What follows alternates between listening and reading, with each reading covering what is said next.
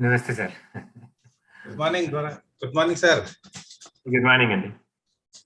Gatti, welcome, Gatti. Very good morning. Very good morning to all of you. Good morning, sir. Sundaram, sir. Good morning, Mahinder, sir. Good morning, Dr. Prasad. Good morning, Dr. Katti. Yeah, very good morning to all. Nice to see your faces back again after a long time. Good morning, Good morning, Praveen Kumar Garu. Praveen Kumar. Good morning, Dr. Sundaram. Namaste, sir. Thank you for joining us. Thank you. Thanks to everyone. Good morning, Dr. Vara Prasad. Yeah, good morning. Good morning. Namaste. Namaskar. Dr. Parveen Kumar is my close friend, and he is also serving as director for Central Coastal Agricultural Research Institute. It's an ICAR institute, which is located in Goa. It's a very nice place. Last week only I was there, and it was That's an enchanting fantastic, experience. He conducted a very good national conference there, sir. It was That's wonderfully excellent. organized, sir.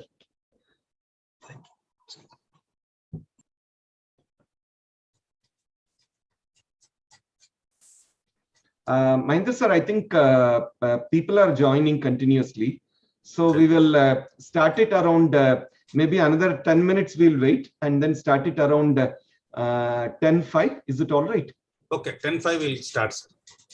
Unfortunately, even though it's this webinar is international in nature, many of us still follow Indian Standard Time. That's the problem. Sir, kindly bear with us for another 5 minutes, sir. No worries. I just wanted to join a little early to make sure that audio and video is all functioning. Thank you. Ram?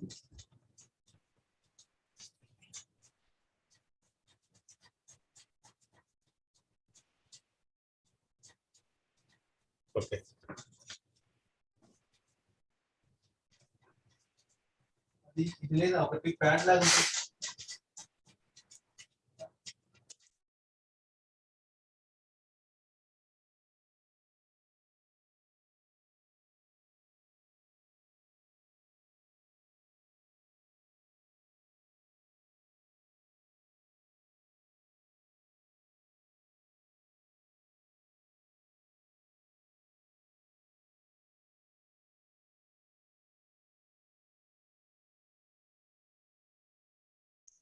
Katti, are you back to Hyderabad or still in traveling?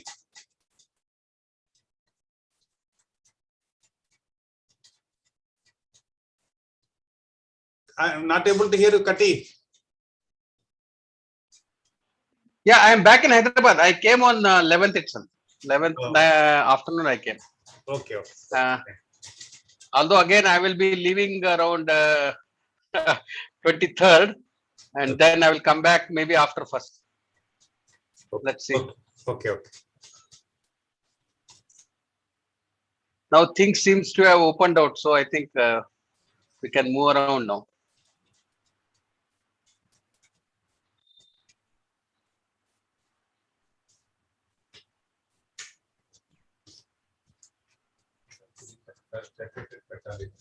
Yes, exactly.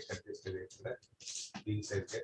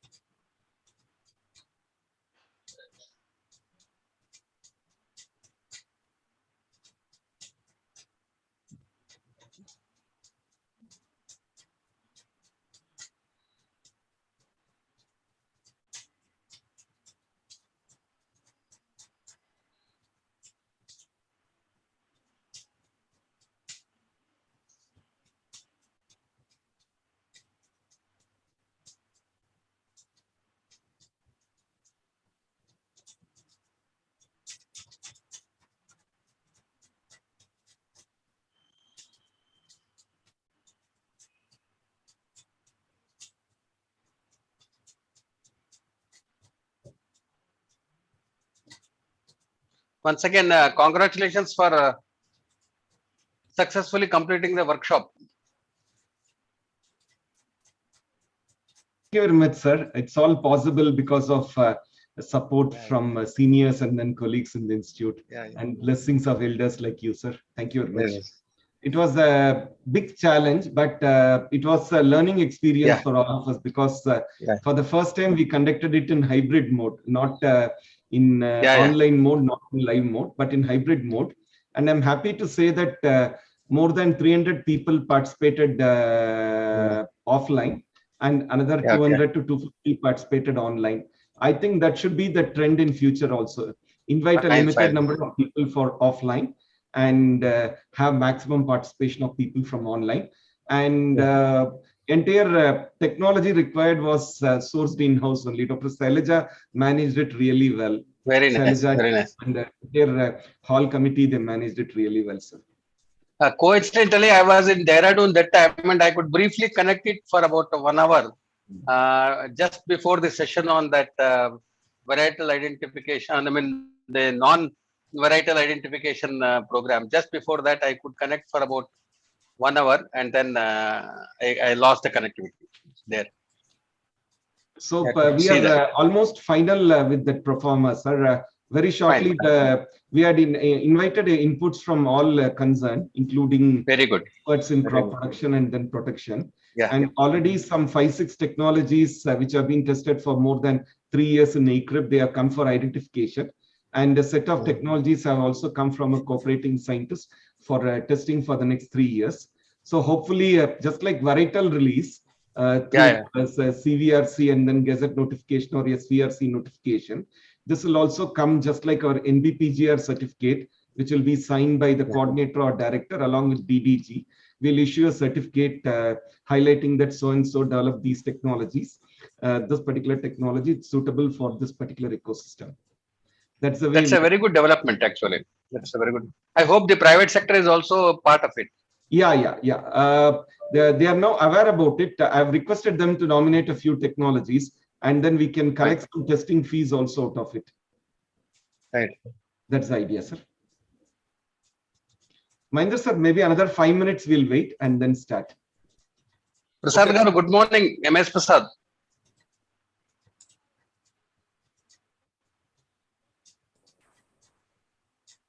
Sir, good morning.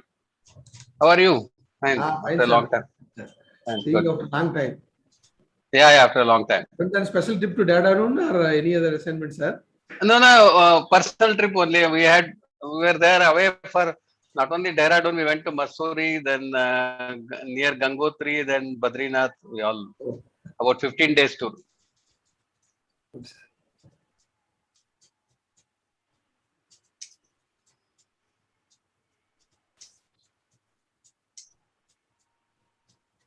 I could see the terraced fields ready for sowing there.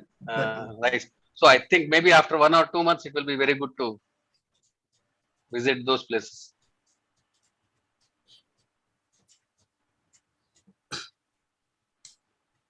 This time our director permitted us to go for even during sowing time as well as in the flowering time to visit so that we'll get a good chance of visiting many cooperating centers so that we can also monitor properly.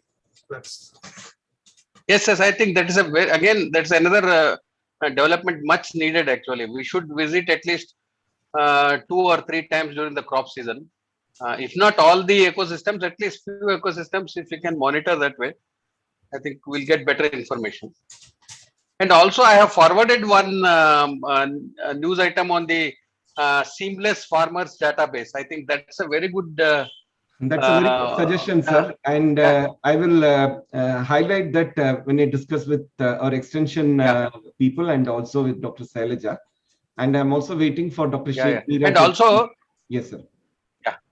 And also, Dr. Sundaram, I think government is going to come up in a big way to support that. That is the reason if we can take the initiative and show them some data already, then I think you can even have a long-term project, particularly with ECRIP around. You can make it a part of it from the research point of view. See, the government will collect from its own viewpoint, but from the ECRIP point of view, definitely it is a very good move. Sir, I had a discussion with Dr. Laha. I understand that for the last almost 25 or 30 years, we already have a database of farmers from whom production-oriented survey data is collected. And then we have something in the form of a primitive database already. What we had to do is, maybe this year, when production-oriented survey is collected, we need to collect the GPS coordinates also, along with, and now even a simple smartphone will do it. The data has to be geotagged for each and every farmer. That's the way we are looking at it. Together, we will see that how best we can go ahead with the targeted objectives, sir. Yeah, and only thing is you need to take more steps towards authenticity. See, somewhere you have to involve either a state department or a central department organization, so that that can be made more authentic, and it can also support the government, and ICAR can again take because it will come to the credit of ICAR that it is helping the government in a big way. Sir, recently you must have seen we published it's like a policy advocacy book based on production-oriented survey. We have made some predictions and also presented the changing pest scenario particularly. And I'll send a copy of it to you, sir. It was recently released in the ECRIP workshops. And for your information, ECRIP's name has been mutated. It has been changed from All India Coordinated Rice Improvement Project, which mainly covers rice improvement. It has now been changed as All India Coordinated Research Project on Rice, which will cover all the disciplines. Okay. Research project on rice. So. Sir, another 1 minute we'll wait, Mahendra sir, and then we'll start. It's about 10:04. Padma Kumar, are you there? Padma. Yes, sir. Very good morning, sir. And yes, sir. A very good morning to you all. Okay. Good morning, Padma Kumari. Good morning, sir. Kati, sir. How are you all? She's our seminar in charge. She takes I'm saying it. Yeah. Nice to see that SAR is, having regular activities. That is most important. Very good. That is because of IIRR. We are no, definitely. IIRR is a part of. See, IIRR is a part of SAR. There is no question about it. Integral part. Yes. Sir, let us start, sir. People will join. Yeah. We can go ahead. Let's start it. Padma, can I start, Padma? Director, sir. Okay. Sir, on behalf of everyone, I welcome Dr. Vara Prasad Garu for today's session. I request our Director, Dr. R.M. Sundaram, to give his introductory remarks. Dear Dr. Vara Prasad, Dr. Mahendra Kumar, Dr. Katti, heads of sections at IIRR, Dr. Praveen Kumar, Director, Central Coastal Agricultural Research Institute, Goa, and all my colleagues from not only from Indian Institute of Rice Research and also the colleagues from Society for Advancement of Rice Research. I extend a warm welcome to each one of you. As you all are aware, agriculture and climate change are internally correlated with each other in various aspects, as climate change is the main cause for biotic and abiotic stresses, which do have adverse effect on the agriculture of a region. Agriculture is being affected by climate change in different ways. For example, we are already seeing variations in annual rainfall and average temperature, prolonged heat waves, modifications in weeds, pests and microbes, global change of atmospheric CO2, and increasing frequency of cyclonic weather and fall in ozone levels, and also fluctuations in sea level. The threat of rapidly changing climate has greatly driven the attention of scientists, as these variations are imparting a negative impact on global crop production, thus compromising food and nutritional security worldwide. According to some reports, agriculture is considered the most endangered activity which is adversely affected by climate change. Rice yields are expected to fall by about 5 to 10% for every 1 degree centigrade increase in global temperatures. Rice is considered both a victim and also a culprit of climate change. This is because wetland rice paddies generate a significant amount of methane, but the crop also serves as a significant sink for carbon dioxide. In today's world, in the realm of a rapidly changing climate, food security and ecosystem resilience are the most concerning subjects. Agriculture needs to sustainably contribute to food and nutrition security and also rural economic development while reducing the negative impacts and footprints on the environment. Demand for sustainable agriculture, which is less dependent on external inputs and better suited to marginal environments, has revived interest in many traditional systems of cultivation with suitable contemporary modifications in order to sustainably increase the production of nutritious food and encourage dietary diversity. Climate smart agriculture is the only way to lower the negative impact of climate variations on crop adaptations and also increase resource use efficiencies and adopt strategies to mitigate climate risk in a system-based manner.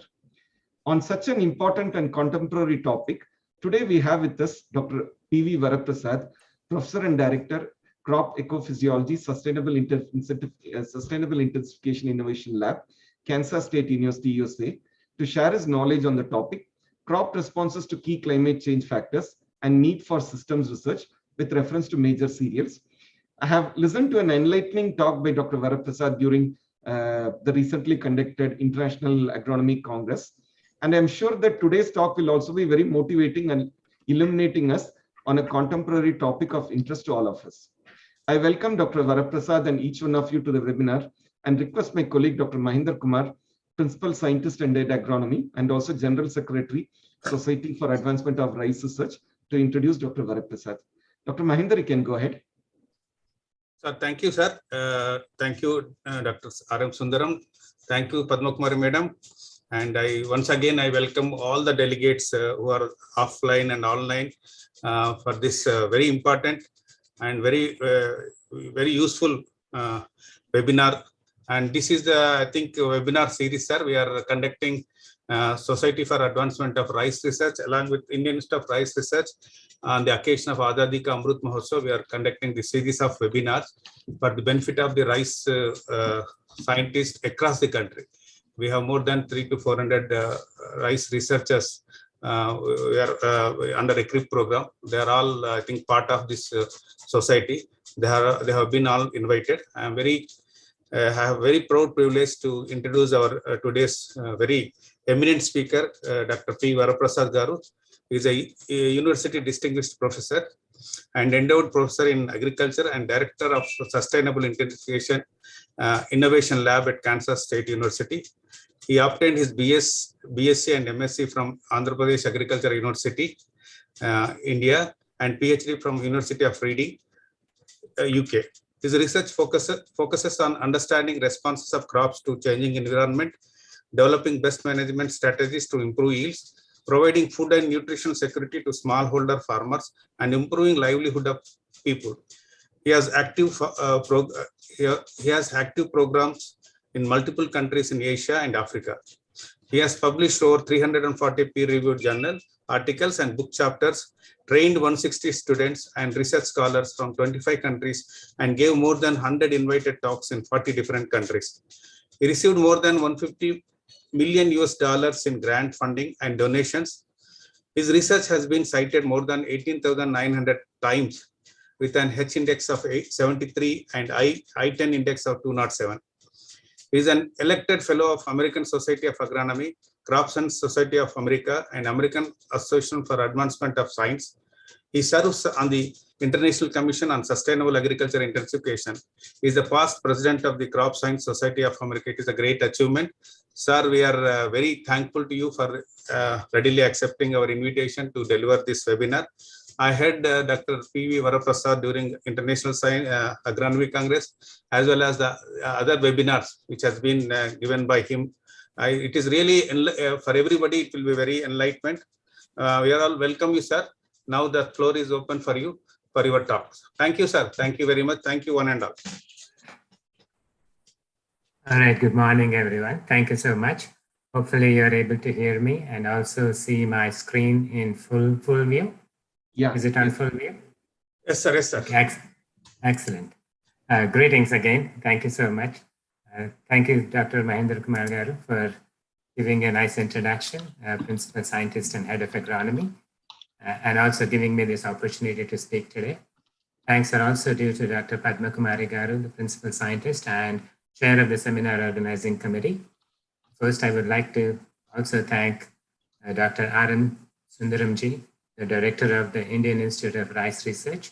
I met him last year during the International Agronomy Congress, and I'm really excited and glad to be part of this seminar on the occasion of the 75th anniversary of our Indian independence, Azadi Ka Amrut Mahotsava.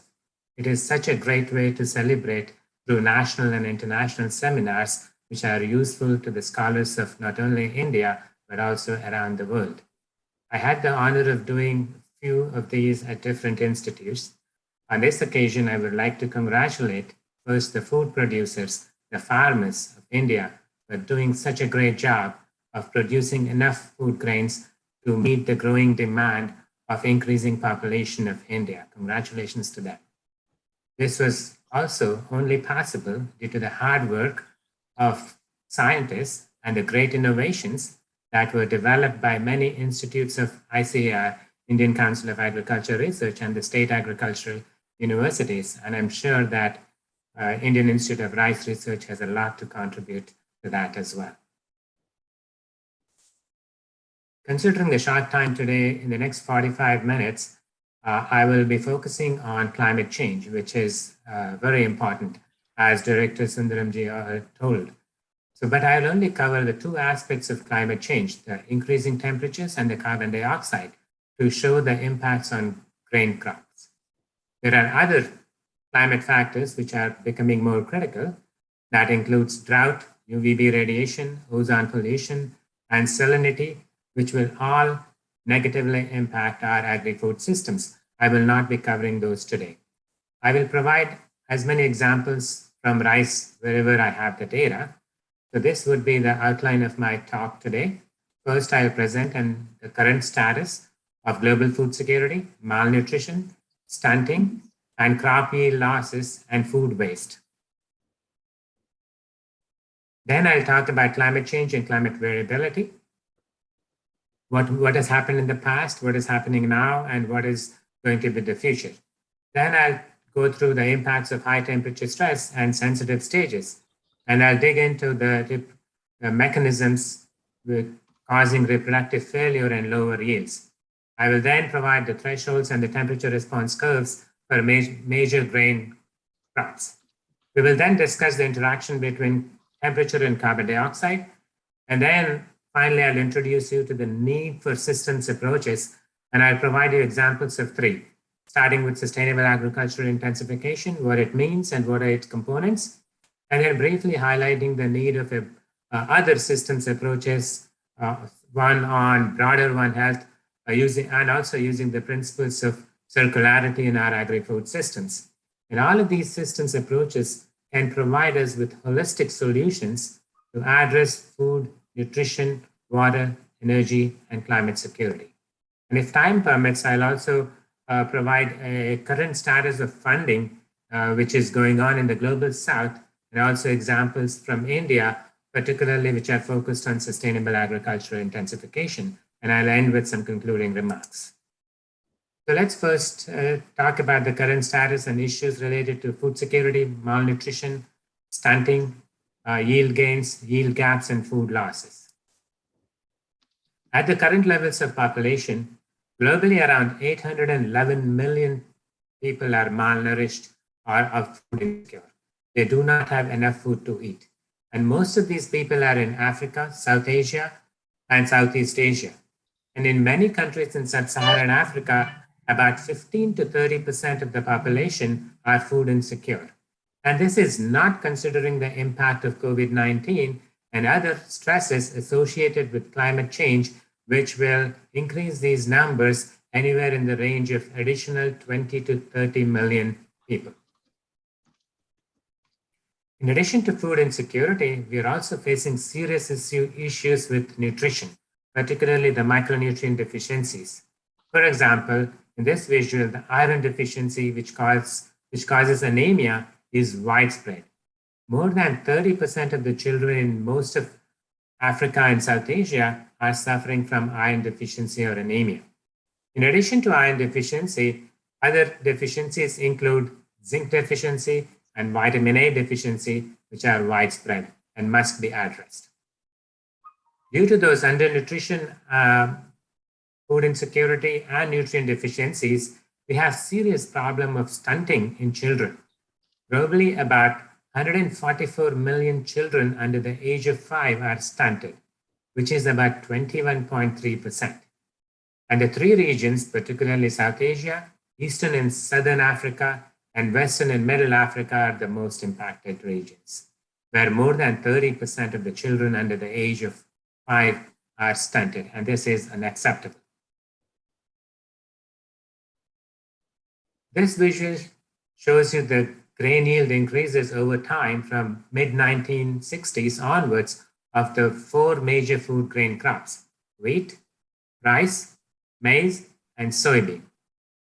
The smaller embedded visual shows the relative yield gains of each decade. Particularly for all of us in agricultural sciences, this is very important.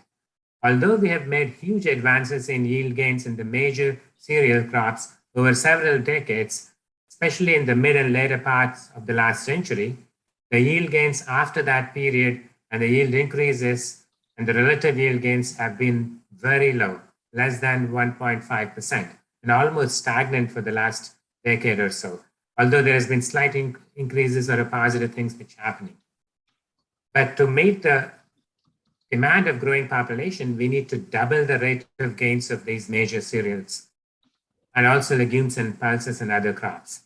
We need to do this under the threat of climate change, which is intensifying both abiotic and biotic stresses. So this is a global yield map of major cereal crops. The yield gap is the difference between the attainable yield and the actual yield.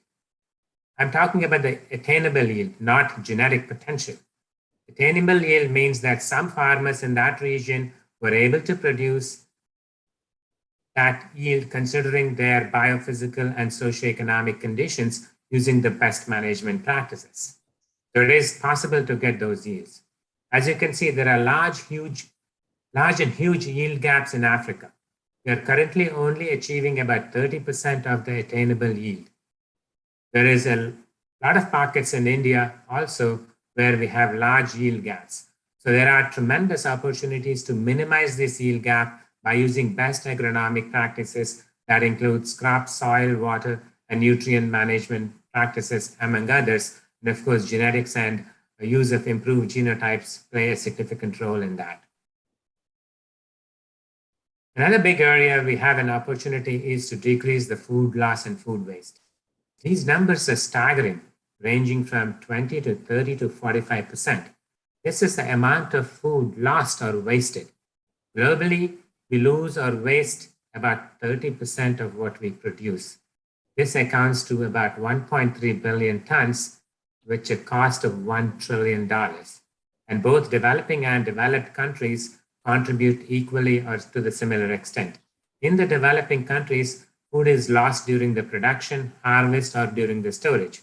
Whereas in developing countries, it occurs after the produce leaves the farm gate during transport, processing, and on our dinner tables. If we are able to minimize or eliminate these losses, we've already achieved half of the goal of increasing the food production by 60% to meet the needs of global population of about 9.5 to 10 billion people. So 30% is right there of that 60%. And it saves us also a lot of other natural resources while we are doing so, and also minimizes the greenhouse and energy footprint if you're able to minimize these losses. So that takes into me the topic of climate change and climate variability.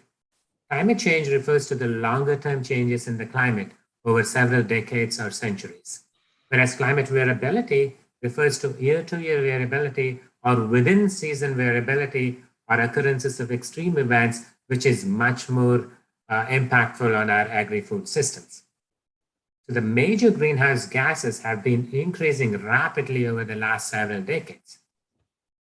At present, in 2021, the average, the carbon dioxide concentration was around 415 ppm, which is much higher compared to what it was in 1960s, less than 320 ppm.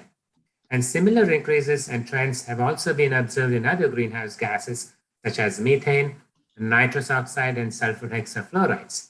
These are extremely potent greenhouse gases, and even at small quantities, they will have serious impacts on our current and future climates. And almost all the places on the Earth have seen increases in global surface temperatures in the last 50 years. Particularly, parts of the Northern Hemisphere have seen about 1 to 2 degrees Celsius temperature increases.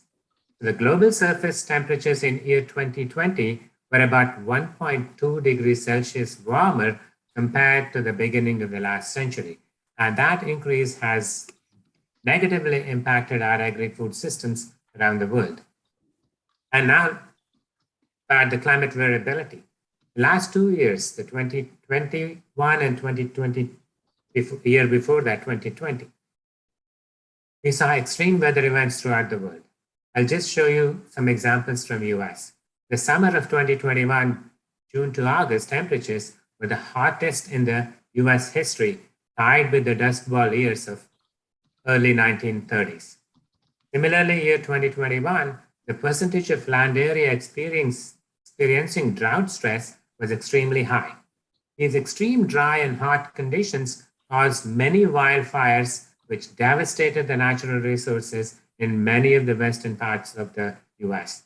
It dried up many reservoirs around the country as well.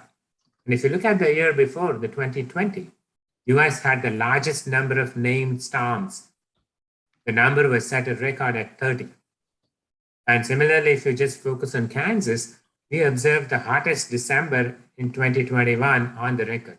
So clearly, climate has been changing and have been extremely variable, and we are seeing greater number of extreme events. And we saw similar trends of rising temperatures in India as well. In India, 2019, we saw extreme high temperatures in several parts of central India. And even this year, April 2020, I believe we recorded the highest or hottest April in India over the last 120 years. And this is impacting the grain yields of major crops. Particularly this year, we might see negative impacts of high temperature or heat stress on wheat yields, which will impact our ability to export. And India has also seen increases in episodes of drought stress, which had significant negative impacts on crop production. So the drought-prone area in India has increased by about 57% since 1997. And about 68% of the crop sown area experiences some degree of drought each year, which is impacting more than 50 million people on an annual basis. And this was the data from 2016. But such events continue to increase in the last few years as well. In addition, sometimes when we get rains, it comes in extremely high intensity and at odd timings, which again negatively impacts the yield. Sometimes they come at the time of harvest or soon after harvest, damaging the yields. And it has happened this year. Early untimely rain caused huge losses on the fields of just when the crop was about to be harvested or was harvested and stored in the field. How does the future look like? Most of the models project that the new climates will not only have the mean higher temperatures, but also occurrence of extreme hot weather events, especially extremely hot for a short period of time, maybe a few days or a week.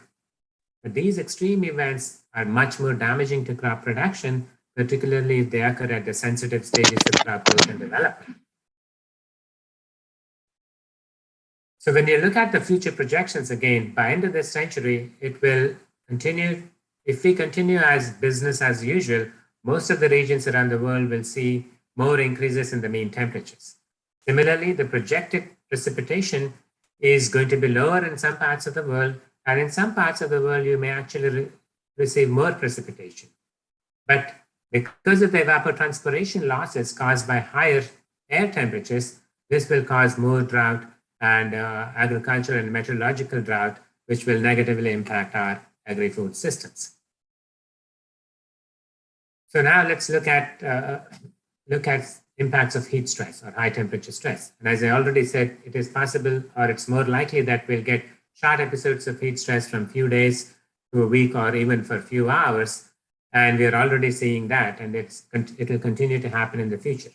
If these stresses occur during the sensitive stages of crop development, it will negatively impact the yields. And I'm going to explain to you how it is going to do that. Before I go into the details, just wanted everybody to bring up to date about growth and development. As we all know, growth is increasing the plant height, area, weight over the time. Whereas development is changes in the stage from early to mid to late vegetative and reproductive stages. I'm showing you these stages in rice as an example. And all of you know there are three general phases: the vegetative phase, the reproductive phase, and the ripening phase.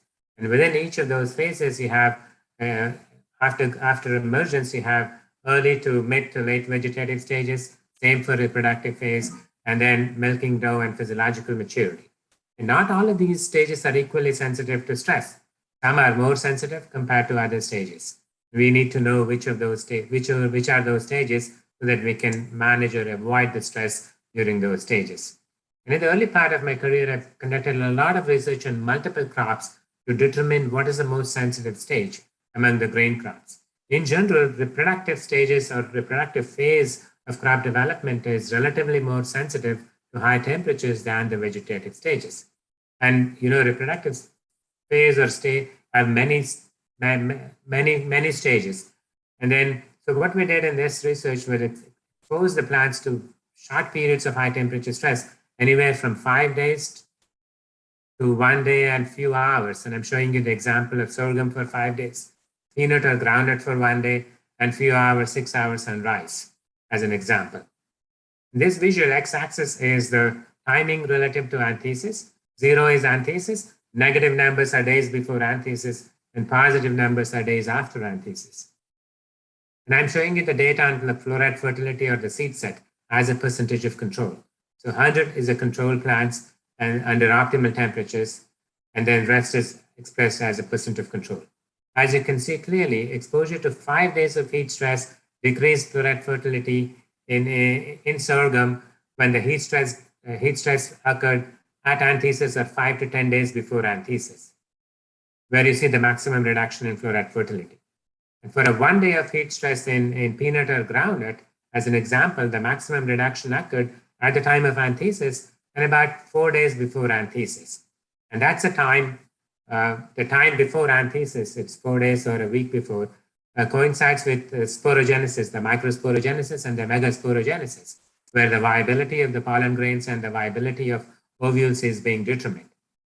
And then at the time of anthesis coincides with pollination, pollen germination, pollen tube growth, and fertilization. And for rice, even 6 hours of stress at the time of flower opening was enough to cause decreases in floret fertility. And furthermore, genotypes varied in their response to heat stress, and some of those genotypes were susceptible with greater reductions in floret fertility compared to others. And I'll get to a little bit more details on that. Especially now, next few slides will be on the rice. There is a genetic variability in response to spikelet fertility when they were exposed to high temperature stress in rice. This is just one example where I use the temperature gradient field tunnels to quantify the impact on several rice cultivars. I'm showing you the data again as a percentage of control, 30 degrees versus 35 degrees Celsius daytime. So there were large differences in cultivars. Some were highly sensitive, some were intermediate in nature, and some were tolerant. And we need to exploit this genetic variability. And most of the genetic variability or the major differences among the genotypes were reflected in the number of filled and number of unfilled grains. The tolerant genotypes had more filled grains, whereas the susceptible genotypes had fewer filled grains. This was as a result of loss of spikelet fertility or increased sterility. The main reasons were associated with pollen viability and the stigma receptivity or the reception of the stigma to the pollen grains. And one of the reasons associated with the tolerance, as represented here with increased or decreased spikelet fertility, was also associated with pollen production and the pollen reception by the stigma, as I just mentioned. The tolerant genotype produced a lot more pollen, and there was greater reception of the pollen on the stigma. I've shown you in the table here with an example of N22, which was a which was a tolerant variety and had a greater spikelet fertility versus L204, which had the lowest spikelet fertility and very susceptible. They had very fewer pollen production. In addition, there was also greater pollen viability and the pollen germination of these tolerant cultivars under the high temperature stress. And I believe the N22 is a variety which is originated in India. And Krishna Jagadish, a former scientist from International Rice Research Institute, and his team did a lot of work on high temperature stress impact on rice. Here are some slides from that program. And they clearly saw a negative linear relationship between accumulated hourly temperatures above 33 degrees Celsius, where the spikelet fertility, where increasing the accumulated hourly temperatures above 33 decreased the spikelet fertility. And high temperature stress decreased the number of germinating pollen as shown by Rang et al. And in this study, they had both heat and water stress, and also a combination of both heat and water stress as well. And they had 5 different cultivars there. The negative impacts of heat stress were greater. Drought stress also had this negative impacts on germinating pollen, but the combination of both drought and heat were similar, meaning that the heat stress was the primary driver in those conditions. Then now I would like to talk a little bit about escape mechanism. This mechanism was particularly important and was initially found in rice. This is called as the early morning flowering. In one of my first earlier studies where I compared various species of rice, I'm just showing you the data from the 3 species, the sativas, the glaberimas, and the interspecific crosses. So I observed that the glaberima types and the interspecifics were flowering very early in the morning. Not only they start early, but also completed their flowering very early from 7 a.m. to before 8:30 a.m. Whereas the other types were flowering starting late from 9 a.m. and went up to almost past 12. So thus they were escaping the early morning ones were escaping the stress, because in a typical day, the temperature starts to increase from morning, reaches the maximum during midday from about 11 a.m. to 12 p.m. or even solar noon around 2 p.m. So if a genotype is flowering early and completes the fertilization before the hottest part of the day, it is escaping the heat stress. And once fertilized, because from pollination to fertilization, it takes about an hour or less. So once the embryo is formed, it is relatively much more tolerant to heat stress. So that's a mechanism which has been observed in rice. And then there have been near-isogenic lines developed with this EMF or the early morning flowering trait. And then they compared that near-isogenic line with several other rice cultivars by Sasaki et al. So as you can see, most of the current cultivars were flowering very late, about 4 to 5 hours after the sunrise. And then that's the time when the temperatures were very hot. So if you are able to hot and all the anthesis pollination and germination and pollen tube growth were occurring during that hotter part of the day. So this near isogenic line with this EMF trait was flowering early. So there is possibility to utilize this trait in a breeding program to escape the heat stress, so that the plants are a little bit more will have more pollen viability and more formation of seed set will be higher. So we have seen that there is reproductive failure, right? So I'll now show you the mechanisms of reproductive failure, and then why do we see lower yields under high temperature stress. And I'll provide an overview. I'm not going to go into the details, but if anyone is interested, please let me know, and I'll talk a little bit more details on that.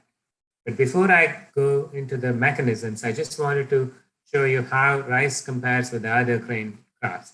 This is a summary of my several years of my early career. So I've developed response curves for majority of the grain crops. I'm only showing you 4 of the cereals and three legumes, but I have similar data on several other crops as well. So we all know that different crop species have different optimal and ceiling temperatures, and they also have different response functions.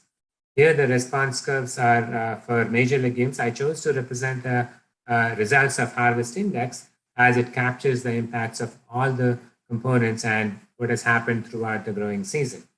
We can see crops vary for optimum and seeding temperature. And the seeding temperature is the time when is the temperature at which there's no grain produced, the harvest index is 0. Among cereals, wheat is the most sensitive, which is seeding temperature of 31 degrees Celsius, followed by rice at 35, sorghum at 38, and pearl millet with a seeding temperature of 41 degrees Celsius. The pearl millet is the most tolerant among cereals.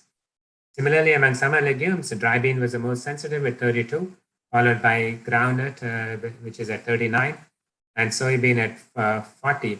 And I have not shown you the data for mung bean and cowpeas, which are even much more tolerant with the seeding temperatures are about 42 degrees Celsius, which is similar to that of pearl millet. So with climate change, there will be a need to change or adjust our crop species selection based on the environmental conditions. So at least we have options. So now let's dig a little deeper into the reproductive failure or the mechanisms. So I've showed you that reproductive failure occurs.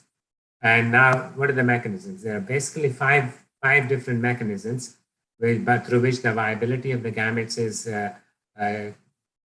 negatively impacted, resulting in floret sterility or less floret viability, and in turn results in lower seed numbers and therefore lower yields. And the first mechanism is that high temperature stress increases reactive oxygen species, and it decreases the antioxidant capacity, which leads to the membrane damage. And then the membranes of the pollen and the ovules are also damaged, leading to the sterility. And then that ultimately decreases the fertility and seed set and seed numbers, and therefore the lower yields. And the second is that high temperature stress changes the lipids in the membranes, particularly the oxylipids, leading to membrane damage and then leading to the loss of viability of the gametes. The third one is the stress decreases the pollen sugars due to the downregulation of the hexose transporters that starves the pollen grains and leads to sterility. The fourth one is changes in the pollen and stigma anatomy, where the exene wall of the pollen is changed or is thinner, and which causes, and also the rapid degeneration of the tapetal cells happens, which is very important for providing the nutrition to the pollen grains, and that leads to the loss of function. And the fifth one is related to reproductive morphology. So what stress does that is it decreases the dehiscence of the pollen, and then the dehiscence of the anthers and the pollen, therefore, and it also causes the dissipation of the stigma. And sometimes we also see that stigma exertion, when the height of the stigma is above the anthers, so the pollination is difficult, especially for those which are self-pollinating. And therefore, it also causes the poor pollen reception, and then all of these leads to the sterility. So that's an overall mechanism. I'm not showing you the data, but I do have data for it, so individually for each of these mechanisms. So now let's look at what is happening throughout the season from a whole plant perspective, just moving away from the gametes or the flowers or anthesis. And here is some of the impacts, how the high temperature stress impacts the grain yield and the harvest index. High temperature stress causes increases in the canopy temperature and also results in higher vapor pressure deficits. And these leads to decreased photosynthesis. And so it also increases the respiration. So therefore, the net carbon available for the plant growth and partitioning is lower. And it also causes early leaf senescence and also shorter growing season as well, which leads to decreased biomass production. And as I already mentioned, it causes reproductive failure, leading to lower grain numbers. And high temperature stress also decreases the grain filling duration because of the rapid accumulation of the growing degradase. And also that results in the smaller grain size, because the shorter grain filling duration is not able is not compensated by slight increase in the grain filling rate. So altogether, the fewer numbers and smaller size, they result in decreased grain yield and therefore harvest index. Those were the mechanisms. So now, looking at the interactions, because when we talk about climate change, there is two components to it. One is elevated carbon dioxide, and then the second one is an associated increase in the temperatures. So we need to understand these interactions. I've talked about temperature stress, but now let's look at it. How does temperature stress interact with the carbon dioxide concentrations? And I'm going to show you some data on rice. This was the work done in Hartwell Allen's lab by Baker and Allen, and I was also working in the same lab a little after a few years. So to start with, we all know carbon dioxide is increasing, and then carbon dioxide levels are actually can increase the photosynthesis, especially at the current levels, because Rubisco is not saturated at the current levels. So increase in carbon dioxide will increase the photosynthesis and can lead to greater biomass accumulation. But when you look at from the grain yield perspective, that is more important for the farmers, you only see the benefits of elevated carbon dioxide on the grain yield only at the cooler temperatures, not at the warmer or higher temperatures. Because the benefits of the elevated carbon dioxide due to increased photosynthesis and biomass are more than negated by high temperature stress. So there's no benefits of elevated carbon dioxide under high temperature stress. And I've observed this in many other crops as well. And I'll show you that information in a bit. But when you look at the impacts of elevated carbon dioxide on yield components, like the panicle numbers or the individual grain weights or a filled grains or harvest index, there is no benefit of elevated carbon dioxide on those traits. So again, no benefits of elevated carbon dioxide across all the ranges of temperatures that were tested. So, but whereas increasing temperatures will actually decrease the yield under both ambient and elevated carbon dioxide. Again, I saw this similar trend on multiple crops here, and I'm showing you another C3 example, a common bean. For this crop, again, increasing temperatures decrease the total dry weights, the seed numbers, the seed size, and the seed yield, and there were interactions of carbon dioxide. For total dry weight, elevated carbon dioxide increased the total dry weight across all the temperatures, whereas for seed yields, the CO2 benefits were only observed at cooler temperatures, not at higher temperatures. And for seed numbers and seed size, there were no effect of elevated carbon dioxide at any temperatures, and similar things were also observed in rice. And I have data for other crops, but I'm not going to show you because of the time constraint. Not only that, but in some species, particularly on common bean and on rice, we actually saw that the seeding temperatures for seed set under elevated carbon dioxide were about 2 degrees Celsius lower, which is shown in this visuals. On common bean is my data, and the rice is from Matsui. And again, the reason being here that under elevated carbon dioxide, the stomata closes. And when the stomata closes, the tissue temperature increases. And when the tissue temperature increases, it has negative impacts, and especially on the pollen function here, the seeding temperature was about 2 degrees Celsius lower under elevated carbon dioxide. So that was about the impact of temperature, the short term, the sensitive stages, the mechanisms, the longer duration stress, and the mechanisms there, and the interaction between carbon dioxide and temperatures. Let me look at the time. We are at 32-minute mark. So in the next 10 or 15 minutes, what I'm going to talk about is the need for systems approach to address these complex problems of food security, nutrition security, climate security, energy security, and managing our food waste and food loss. So we really need some novel and holistic platforms, because agri-food systems are very complex, and they're all the way from production to consumption. And we really need to be taking a holistic approach to address our resilience of our agri-food systems. So I'm going to put forward 3 approaches. First one will be sustainable agricultural intensification. The second one would be a broader One Health concept. And the third one will be on the circularity or circular bioeconomies. And I'll go a little deeper into sustainable ag intensification, but not too much.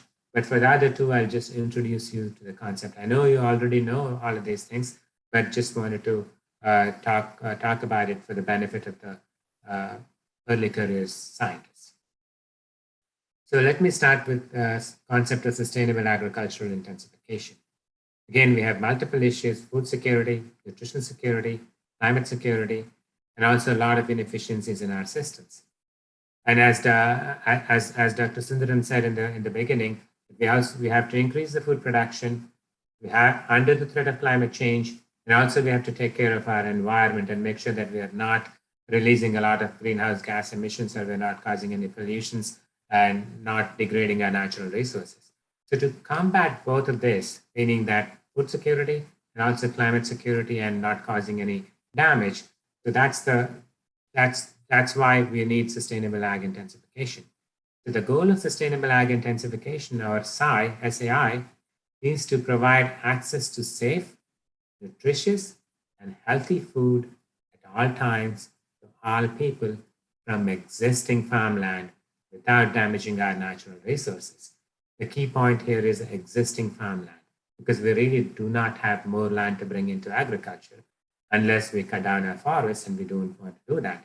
And we also do not want to damage our natural resource and ecosystem health. It is a holistic approach, and it has multiple components. They can be broadly divided into three. The first is genetic intensification, the box on your right, which is in the red color, which is focused on increasing yields, building tolerance to biotic and abiotic stresses, improving nutrition, and we are using both traditional methods and also novel genomics and gene editing tools. The second box, which is in the green, is agroecological intensification. That is more focused on diversification, efficient cropping and farming systems, improved agronomy, the soil and the water management, integrated soil water management, increasing resource use efficiency, integrated nutrient and pest management strategies as well.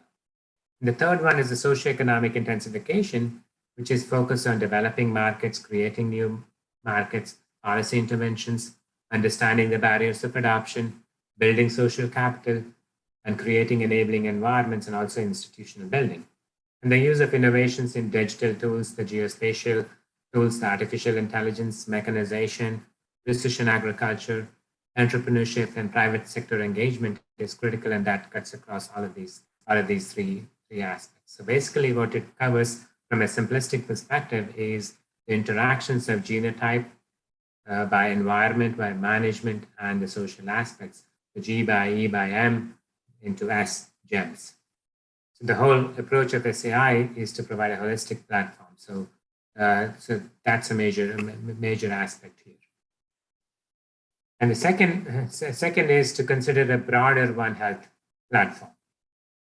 The TRI societies, the Crop Science Society of America, American Society of Agronomy, and the Soil Science Society of America recently developed their common grand challenge statements, and which reads as: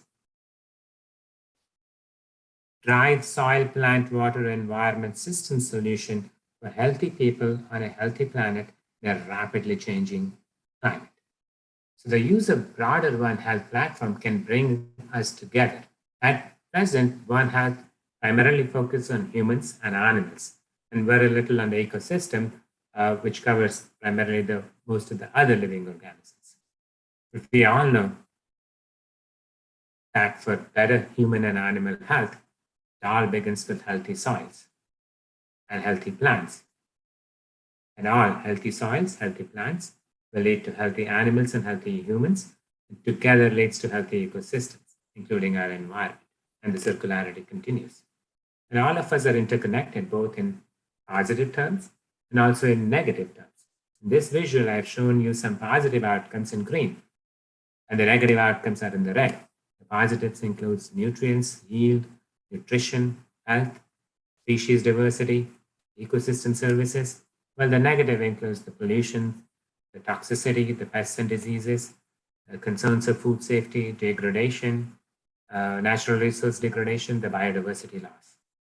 And COVID-19 also again reiterated the need for broadening the One Health concept and prepare ourselves for any such future disease outbreaks where it can cross one species to another species. COVID-19 spread from animals to humans. There are several others which can spread from between one species to another species, especially different biomes, including from soils and plants to animals. So we really need to look at the entire system so that we can avoid this or such future pandemics. And the third platform is related to circularity, with the focus on system redesign or system design and increasing the input and resource use efficiency throughout the system from production to consumption. We all know that there is large inefficiencies in our system, either due to loss of inputs or poor choices of inputs. We also have large nutrient losses, low nutrient use efficiency, issues with low water use efficiency, and more.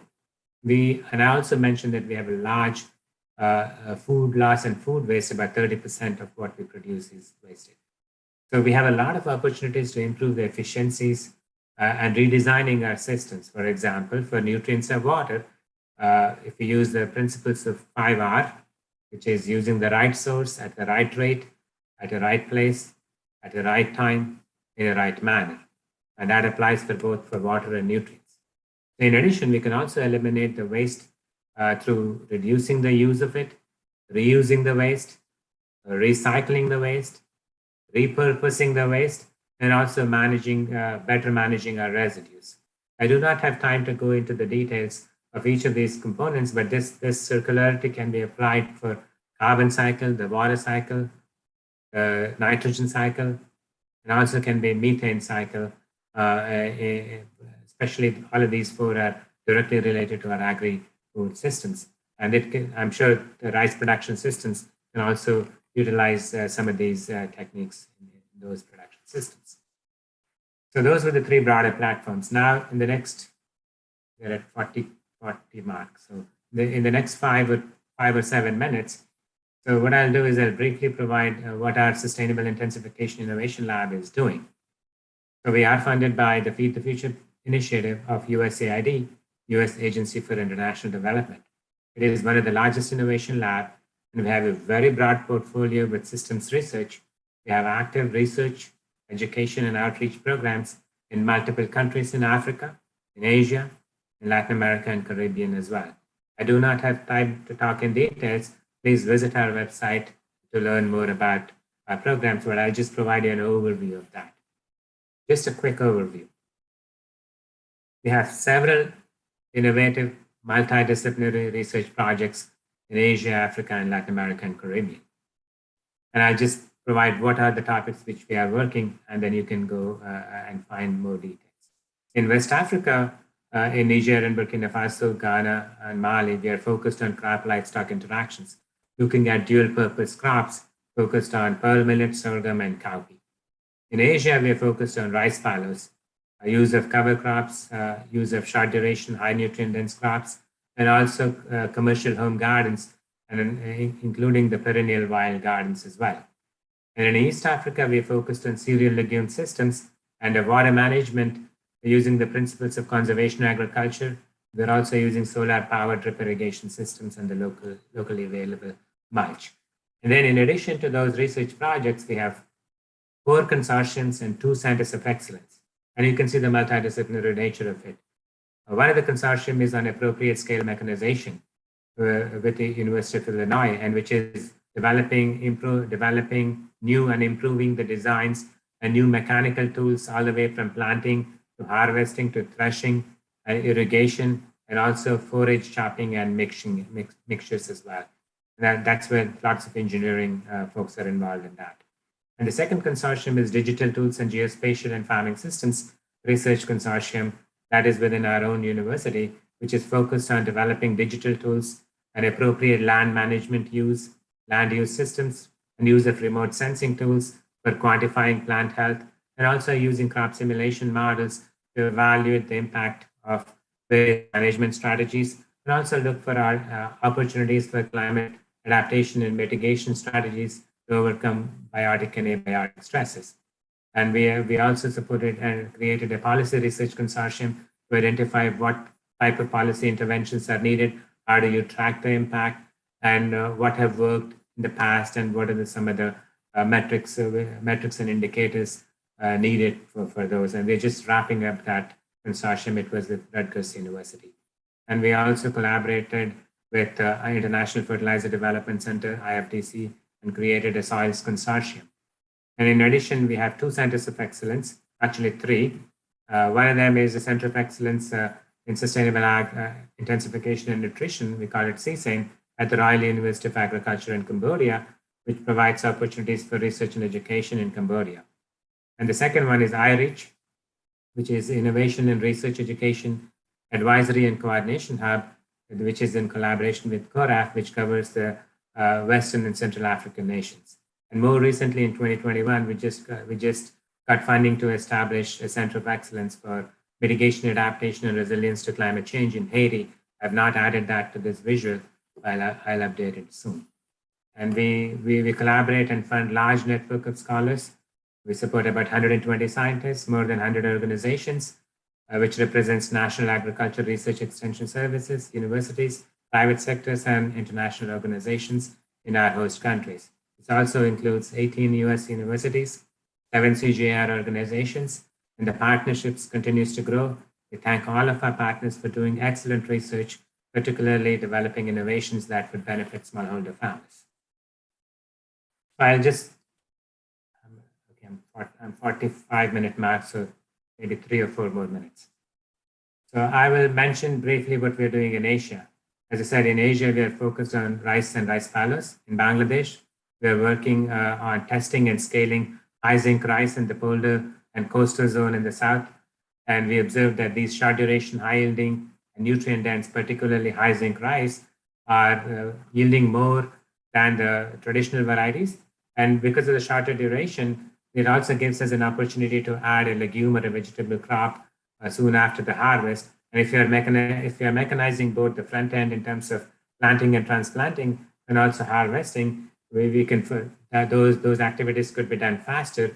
We have an opportunity to introduce a new crop, and then also introducing fish and rice integration is also a significant part of it. And these rice were developed by Bangladesh Rice Research Institute. I know even your institute has developed several of these biofortified varieties, which will be very useful. And in Cambodia, we're focused on rice fallows. We are using cover crops in rice fallows, sometimes as a relay crop, in collaboration with Penn State and CIRAD and University of Tennessee, and also the Royal University of Agriculture and our own Center of Excellence, and partnership from University of Parangban. And the 2 legumes which are as a cover crops which we are focusing are Silosanthus and Centrosema. And both of them are biological nitrogen fixation. And we are using mechanization tools for using roller crimper to incorporate this biomass. And then we can actually direct seed rice. And most of this is upland systems. We have seen multiple benefits from improved soil health, decreased nitrogen cost, and also minimizing the soil erosion and nutrient losses. And then for paddy rice, we are looking at options of green manure. And one of the classical and good example is the Sunham Pennsylvania as well. So, and then in addition, we're also looking at providing a small land for commercial home vegetable gardens, where they are producing indigenous vegetables, which is very nutritious and also fetch higher market value. And then rice mulch is commonly utilized for these vegetable systems. Lastly, before I close, I would like to introduce you to the commission. This was an International Commission on Sustainable Ag Intensification, which was established in 2020. It has about 23 to 26 people on that, and I was honored to be part of this commission. The goal of this commission was to identify and recommend priority areas to strengthen the agricultural systems to meet some of the sustainable development goals and their climate needs. We are just wrapping up this commission, and most of the reports are available on the website. So I would encourage you to look at them. We have developed many policy briefs which are available freely. So the 2 questions which we were asking, I will only talk about the 2 items which I chaired, at least one of them, and then another one is still coming. Well, the first question which we asked was, what is the status of investments in innovation in agriculture? particularly the Global South, and who are funding this. Dalberg Asia produced this report. So they showed that about $60 billion are being invested annually on innovation in agriculture in the Global South. But of this, only 7% aligns explicitly with environmental outcome, and only half of that has social or human goals. So only 3.5%, which is extremely low and needs to be changed if we were to meet the sustainable development goals and keep the greenhouse gas goals of the Paris Agreement under 2 or under 1.5 degrees Celsius. Now you may ask, where is this funding coming from? So about 60% of those funds are coming from government, 25% is coming from private sector, 10 is coming from donors and development partners, and very little, less than 5% coming from private equity and venture capitalist companies. And the same is true for India as well. So the in the case of India, so again, the same 4 buckets: Indian government, the bilateral, the multilateral, international philanthropies and venture capitalists, and private entrepreneurship. On the government side, about 10% of the total funds are invested in innovations. And only 4.5% of that are aligning with sustainable ag intensification. From bilateral, about 60 to 70% funds are on innovation and only 6% on SAI. From philanthropy, 90% on innovations and only 3% on SAI. Whereas the venture capitalists mostly focused on innovation, but only 1% of that is focused on SAI. So this really needs to shift if we were to make a case for mutual goals of climate security and food security. And the second question was, what is the innovation gap to remove the hunger and meet some of the climate goals? And this report was developed by Mark Rosgrant and his team at IFPRI, International Policy Research Institute. They found that the total gap, very conservative figures, the total gap was about $15 billion per year. If you can invest or reiterate this amount yearly up to 2030, we can minimize the hunger below 5% in most of the regions in the world, except for sub-Saharan Africa, where we can reduce it to 11%. Not only that, we can significantly decrease the greenhouse gas emissions, agriculture use by 10%, deforestation by 925,000 hectares.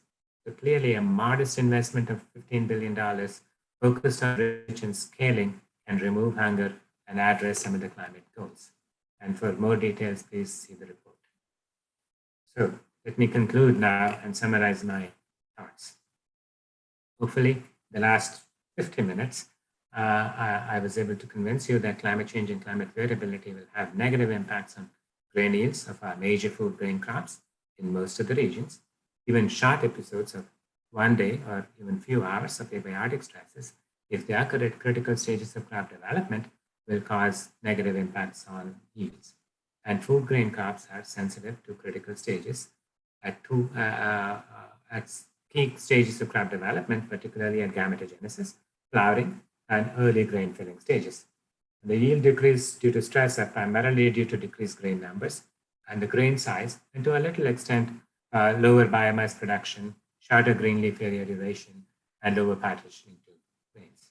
More importantly, the beneficial effects of elevated carbon dioxide are more than negated by high temperature stress. There are no benefits of elevated carbon dioxide at high temperatures. There is genetic variability in the current breeding programs, but it is very limited. Thus, we need to explore systematically larger germplasm collections, including wide species for tolerance. And then, of course, we need to develop high throughput phenotyping tools and molecular and biochemical markers to screen larger germplasm collections to identify these traits, and then match it with the genotyping so that the breeding can be done rapidly. And interactions of multiple climate change factors are not well understood. I only talked about temperature and carbon dioxide, but we have issues with water, radiation, vapor pressure deficit, photoperiod, and on top of it, also the biotic factors, the pests, the diseases, the weeds, the interactions. These interactions are not well understood and needs attention. And we need a better understanding of the impact of climate change factors on grain nutritional qualities. And then we need to combine the yield potential with stress tolerance with the grain composition perspectives. Then transdisciplinary research And approaches like sustainable ag intensification, broader One Health, and circularity must be used. And the collaboration between crop scientists, agronomists, soil scientists is critical and needed. We need a convergence of both biophysical and social sciences to understand the barriers of adoption and create enabling environment. And lastly, current investments in innovation, which have environment, human, and social dimensions, is extremely low, and that needs to be reversed to meet the goals of sustainable development and climate action. With that, I would like to thank everyone. And if you would like to learn more about our activities, please visit our website and follow us on our social media. Again, thank you so much for giving me this opportunity today to speak to all of you. Thanks. I'll be happy to take any questions if you have.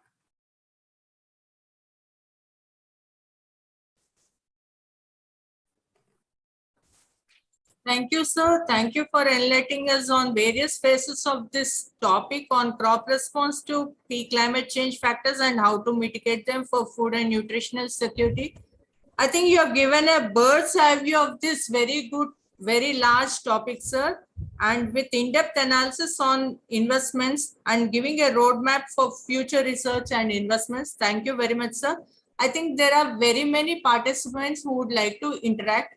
Now I invite Dr. Tuti to moderate this session. And sir, will you be able to take up some questions? Yeah, I'm available as long as you are available. So Dr. Tuti will moderate the session, sir, and please raise your hands so that sir can interact in this session. Thank you. Thank you, madam. Indeed, it was a great presentation. It was very much excellent. And there are few questions and queries. Let us go one by one. Dr. Arun Shankar from Krida, actually, he raised a few points. Good morning, Dr. Vara Prasad. As always, it's been. Are you people able to hear me? Yes, we are. And as always, it's been fantastic listening to you. And every time you talk, I learn something new. In fact, the first part of your presentation was very much in the area of what I work here. The past 2 years, I've been working on temperature tunnels and pearl millet in elevated carbon dioxide and 3 different gradients of temperatures. And I'm focusing specifically on chlorophyll fluorescence and electron transport pathway. The question I wanted to ask you was my results, the first year of experimentation. I've been seeing that there is an increase in the efficiency of that is FV by FM, quantum efficiency, and various other electron transport pathways which are favorable towards photosynthesis is increased in elevated carbon dioxide in a C4 plant, that is pearl millet, and the temperature also is not that high. That it is about close to 40 degrees.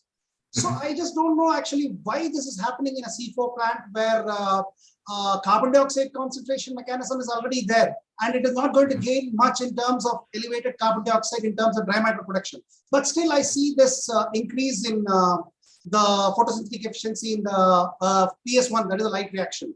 Can you throw some light on this? Sure, absolutely. Thank you very much again. Very good to see you. And I also see that Dr. Sai Prasad is here. Thank you very much for joining. Great question again. We saw similar results on sorghum, which is also a C4 crop. And then my inquisitiveness is that the cran's, especially the cran's anatomy, is not fully developed in younger leaves. So if you are measuring at a leaf, depends upon where you are measuring that for the quantum efficiency. If it is a younger leaf and the cran's anatomy is not fully developed, that might be the reason why you are seeing that increased photosynthesis even at elevated carbon dioxide in those conditions. But once the leaf is matured and when you're at a later stages, you may not see that effect. Oh, that's interesting, and thank you again. Just another one. Actually, another thing is that I'm also seeing that I have developed a method to quantify oxygen evolution, that is OEC damage. And I'm also seeing a certain degree of OEC damage, but that is made up by elevated CO2, in the sense that I see that elevated CO2 to an extent is compensating for the loss created by a little bit of heat, not the higher heat, the first grade. That's right. That's right. And especially for pearl millet, because it is a very relatively heat tolerant crop. So even at a lower temperatures, the elevated CO2 will compensate, not only at a cellular level, at a leaf level, and at a whole plant level as well. Thank you very much. It's always nice listening to you. Thank you. Thank you very much, sir. The next queries come from Dr. S.P. Sai Prasad, sir. Actually, he wants to know about the climate resilience, the capacity of various old varieties, mega varieties, as well as the new released varieties. So, sir is there, he can put forth his question. Congratulations, Dr. Prasad. And we really enjoyed your talk. Just I want to know that we are telling that the climate change is increasing and temperatures are increasing, but still we are not able to old varieties, replace the old varieties, whether they are having more adaptable to these climate changes, or the new varieties are more adaptable to the climate change in practical terms. Yes. Well, let me take that question and talk about resilience. So I think, in my personal opinion, people may differ from me, but I believe that some of the old varieties are much more resilient to climate change, but they do not have the required yield potential or the genetic opportunity, and they may not be even responding to the inputs which we are giving. So in terms of, so those, like for example, N22, it's an extremely old variety, right? So, but it may, so that is the most heat tolerant, or escaping the heat. So that's just one example, and I've seen the same thing happening in wheat as well. So the old varieties, they're more resilient, but they're not adaptable to the input management practices which we are giving, and therefore, and they don't have the genetic potentials. So we need to utilize those old varieties in the current breeding programs to transfer those appropriate genes so that we continue to increase the rate of gain of yields. Thank you very much, Dr. Sir. Thank you very much, sir. We could able to see Dr. Padmini Swami, NRRI director. She is there. She has also given good comments about the presentation. If madam is there, she can ask any queries or questions.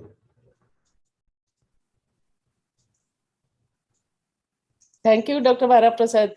Really, you had a very excellent and brilliant talk. It's really mesmerizing. And those who are working, particularly nowadays on climate change, particularly high temperature and CO2 enhancement. So it is really a boost to them to use in their future scientific career. So I have nothing to ask, only Dr. Sai Prasad, what he asked, I was also having in my mind, the old varieties, still they are prevailing, still farmers are continuing with that. Maybe they are having the better resilience. Of course, yield level, of course, it is not reducing, but in the current varieties, whatever we are developing nowadays, they are having high yield potential than the older ones. But the older ones, maybe they are having the resilience to sustain in the current changing climatic scenario. So I got some of my questions answered by you, what Dr. Sai Prasad was asking. And it's excellent. I again congratulate you also. Thank you. And some other, my young scientist, they may have some query. I think from Anjani Kumari, he was asking about ozone, I think, limited ozone. One of my colleagues from our institute, you can see if you can throw some light. Thank you very much. That's great. Thank you so much for your comments. And again, I did not go in deep into the mechanisms and other associated items. And you're right, this is more for an early career scholars so that they get excited and they need to think about systems research and how crop scientists can work with agronomists and soil scientists, ag economists, social sciences. So that's the main message which I wanted to give, is think in terms of transdisciplinary research and break down the silos. And specifically trying to answer the question of Dr. Anjani Kumar, he was asking that how does crop responses under elevated ozone scenarios? Yes, ozone is increasing, especially at the lower levels where crops are impacted.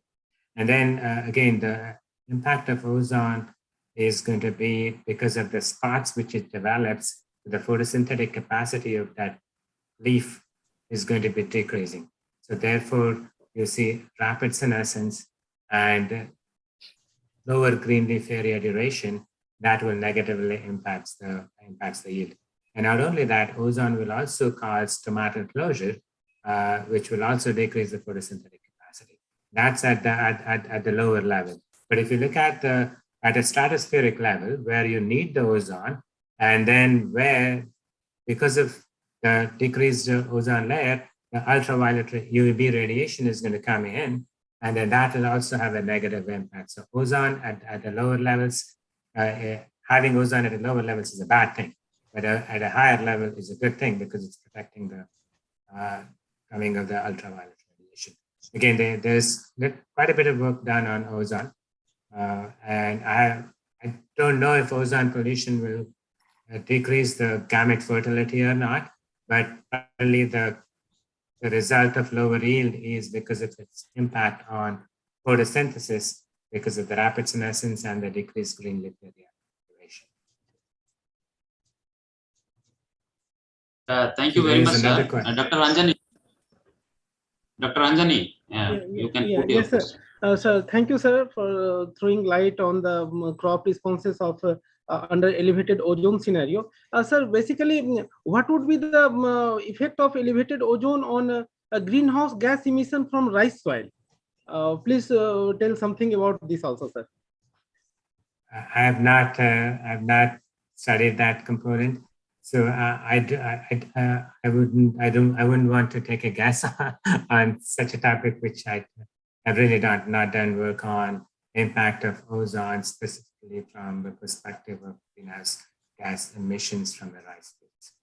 But I would assume that because of the productivity decreases, there might be a negative impact on yield.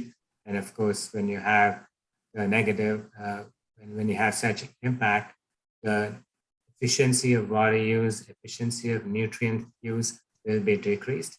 So it indirectly will have less input or resource use efficiency, which will have negative impacts on both from a carbon, water, and nutrient footprint perspective. Okay. Thank you, sir. Thank you, sir. Thank you very much, sir. Yeah. Dr. Parveen Kumar, Director ICAR CCRI is among with us. So we would like to hear from him also, his thoughts about this talk and this about climate resilient technologies. Good to see you, sir. Good to see you. Yeah, thank you, Dr. Mangaldeep. At the outset, sir, I would like to compliment and extend my hearty thanks to Professor P.V. Vara Prasad ji. Sir, I listened to you in November 2021 in International Agronomy Congress, and at that time your talk was really excellent. So today when I got the message that IIRR is conducting your webinar, I could not stop myself. I was just connected at 9:45, 15 minutes before the scheduled time. So today also, as earlier talk, your talk was really mesmerizing, highly informative. I learned many new things, how exactly the high temperature is impacting the physiology of the specifically rice crop. How many new things I able to understand the complexity of the high temperature along with the carbon dioxide. I was also not aware. I was thinking that when CO2 will increase, definitely that photosynthesis will increase, but that photosynthesis if increase at the higher temperature is not so beneficial. Or sir, apart from the plants, actually since I am working for this coastal agriculture, the higher temperature is also increasing the sea surface temperature. That is also decreasing the marine fish catch, because those fishes, because of higher temperature, their oxygen concentration is getting down. Because of that, the marine animals is going down, and in general, the catch of the fishes is decreasing. So higher temperature is not only bad thing for the crops, it is also damaging the marine life as well. Sir, your talk was really excellent. I am really happy to hear you, and thanks to Dr. Mangaldeep to just say my comments. Again, thank you very much. Thank you, sir. Thank you, sir. Nice to see you too.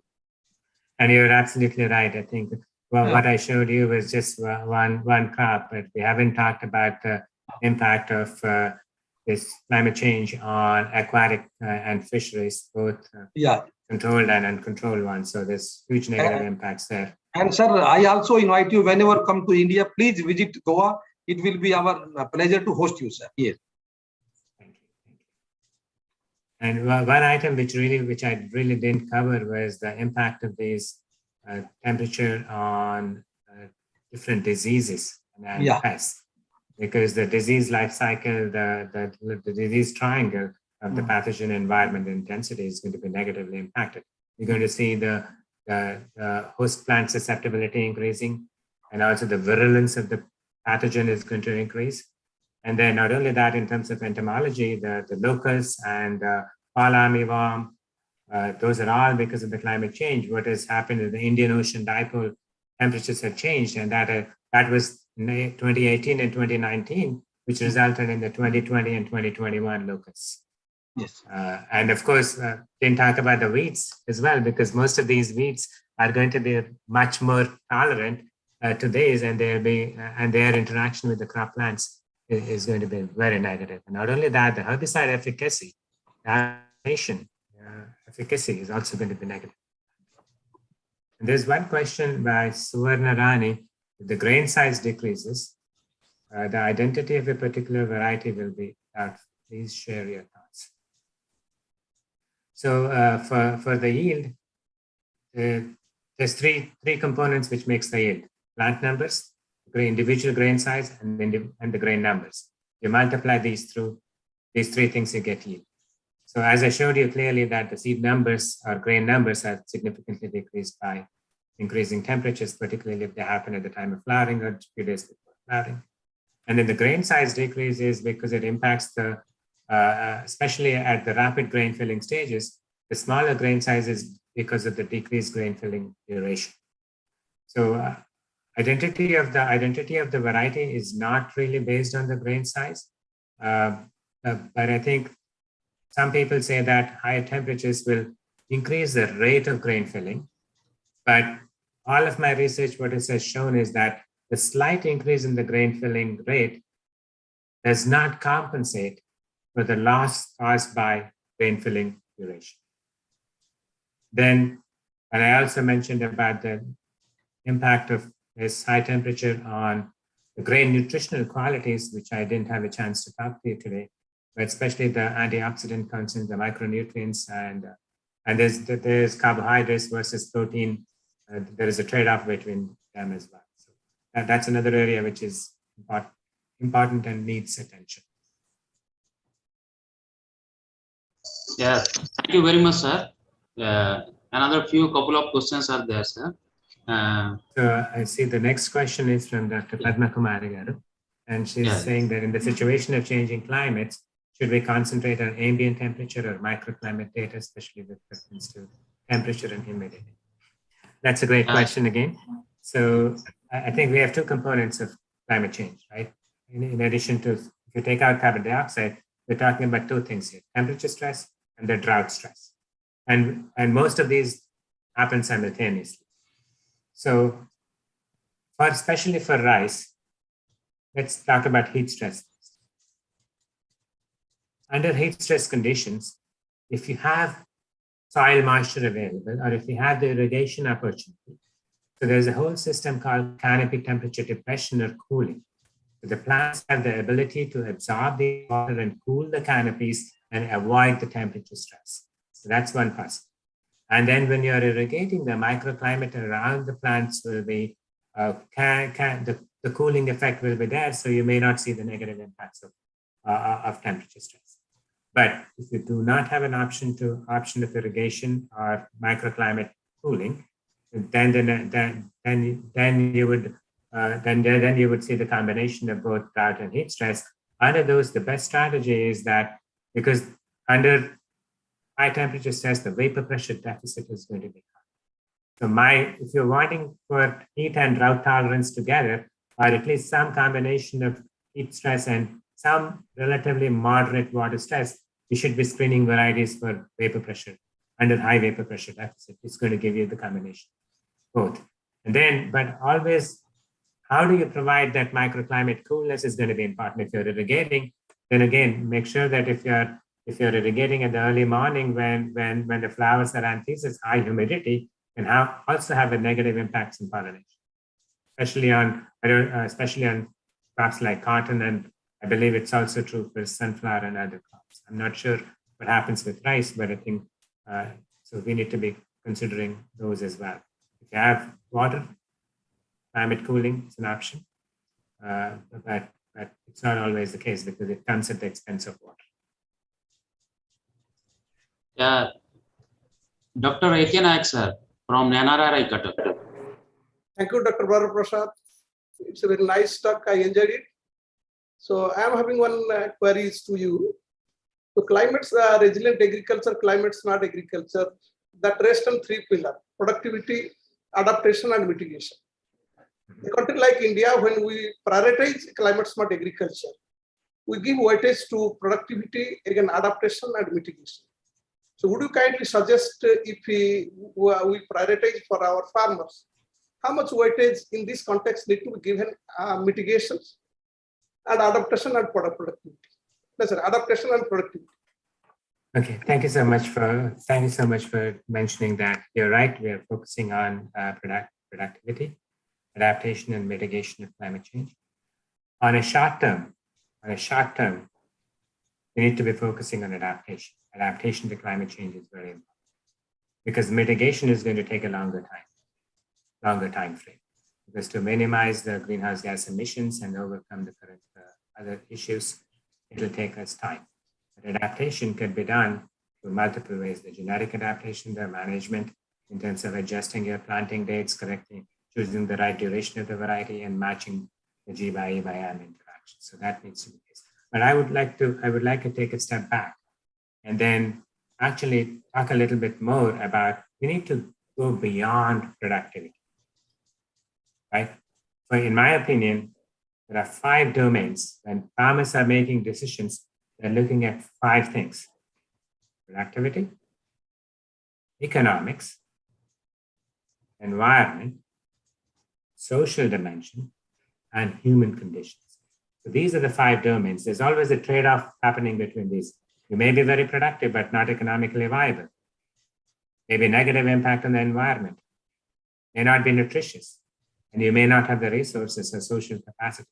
So for any of our innovations, whether it's genetic innovations or agronomic or any innovations, we need to be looking at trade-offs of these 5 domains: productivity, economics, environment, social, human conditions.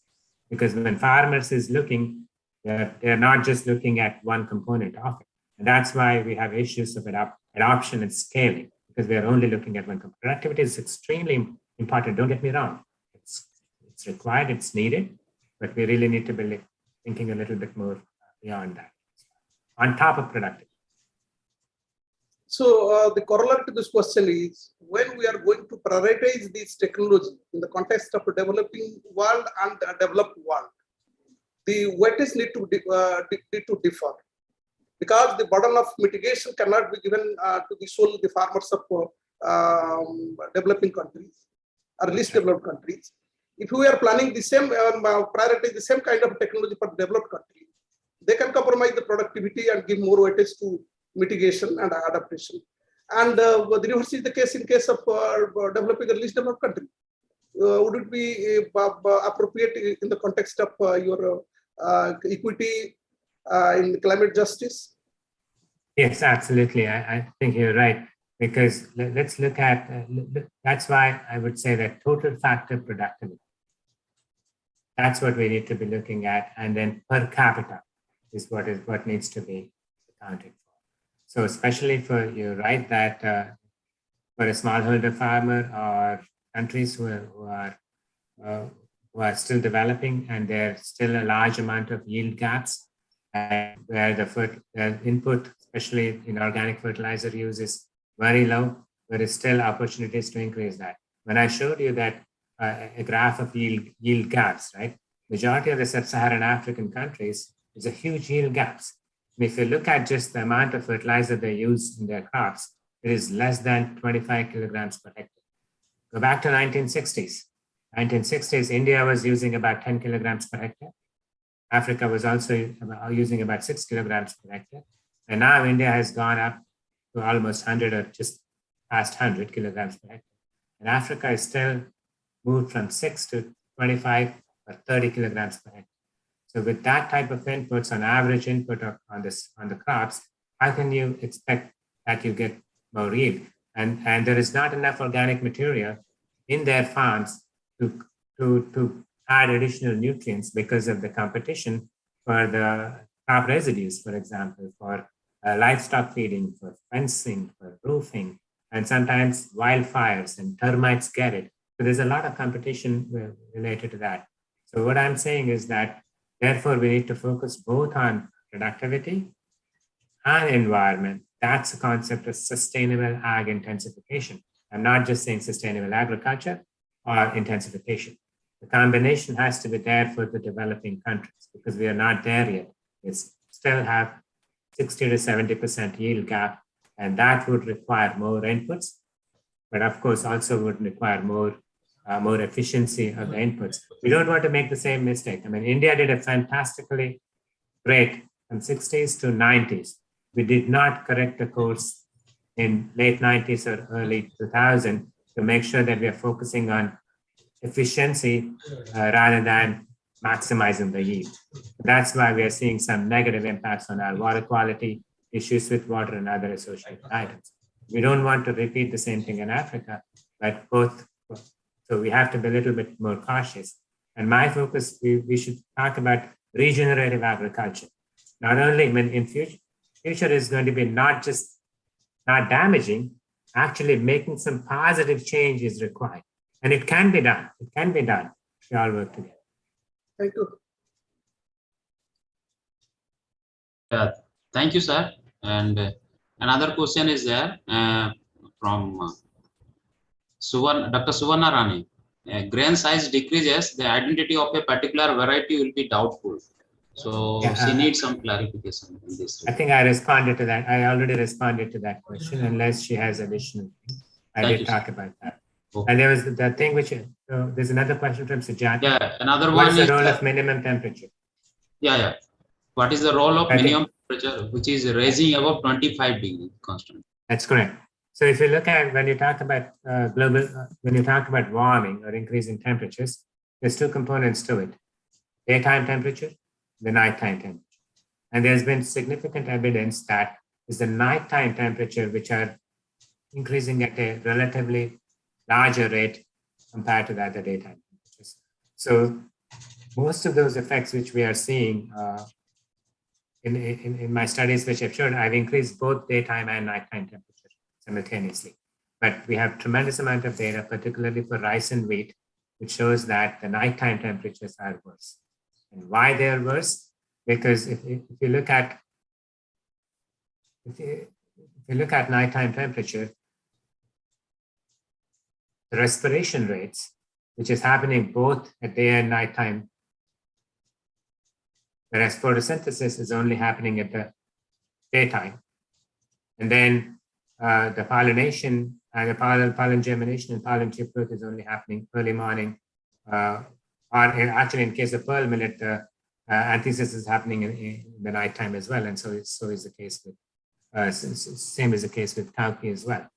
So in my opinion, the nighttime temperature has much more damaging effect than compared to that of the daytime temperature.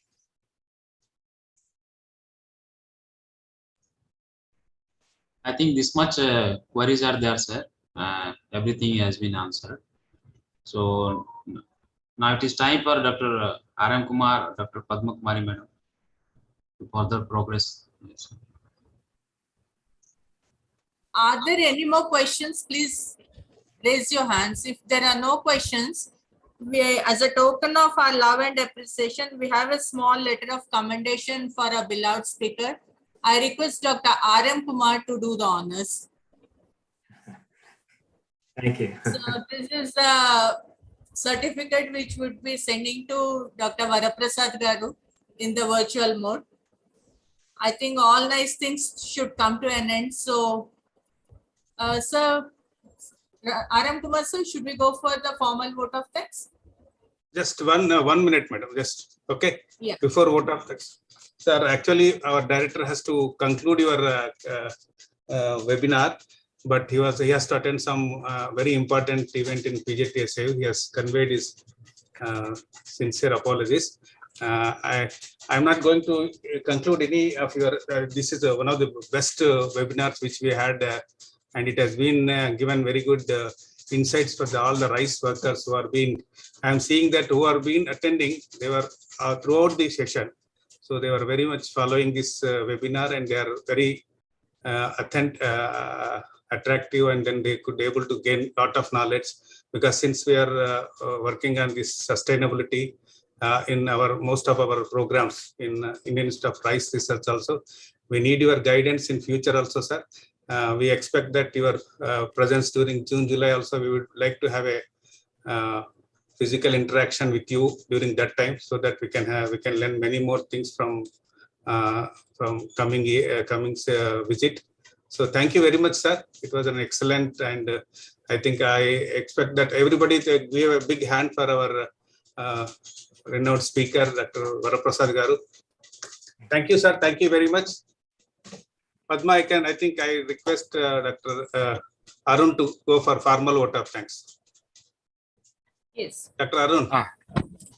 Yes, sir. Thank you, sir. Thank you, sir. Thank you, Mahendra, sir. Is it audible, ma'am? Yes. Go ahead. You're audible. Yeah. Go ahead. Yeah, good morning. Good morning, everyone. It is indeed a great pleasure to propose formal vote of thanks for this webinar on very important topic of relevance. Today, we had one of our distinguished speaker, Dr. P.V. Vara Prasad, Director, Sustainable Intensification Innovation Lab, University Distinguished Professor, Kansas State University, who has given a excellent talk on crop responses to key climate change factors and need for systems research. Having an eminent speaker and a scientist for their task helps in bringing clarity on an important topic that deals many complex issues. With his vast research experience, not only he connected all the dots, and finally, flamboyantly, he portrayed a solution in the form of a systems approach. Thank you, sir. On behalf of the IIRR seminar committee and all the participants of this webinar, we are very happy to thank you for accepting our request and giving this excellent talk. I also take this opportunity to thank our beloved director, Dr. R.M. Sundaram, for always giving his support and encouragement for organizing such important webinars continuously on a regular basis. And thank you, Dr. Padmini Swain, ma'am, Director NRRI, for being there always in our webinars. So that symbolizes your encouragement and also your support in all our initiatives. Thank you, ma'am. And also we thank Dr. Parveen Kumar, Director, ICAR CCARI Goa, for actively participating in this webinar. Thank you very much, sir. And also I thank all the IIRR scientists, NRRI scientists, and our ACRIP cooperators and other scientists from CRIDA like Dr. Arun Shankar sir, for active AK Naik sir, Dr. AK Naik sir, for actively participating in this webinar, both in Zoom and also in YouTube live streaming. Special thanks to Dr. R.M. Kumar sir from SAR Society, and also from Dr. APPK, AP Padma Kumari ma'am, for actively organizing such webinars. Thank you, ma'am. AKMU for providing this logistic support, and thank you each one of you for actively participating. Thank you very much. Thank you. Thank you, sir. Thank we you, are going to close this session. Thank you. Wait, Padma, go ahead. Thank you. Thank you, one and all. Thank you.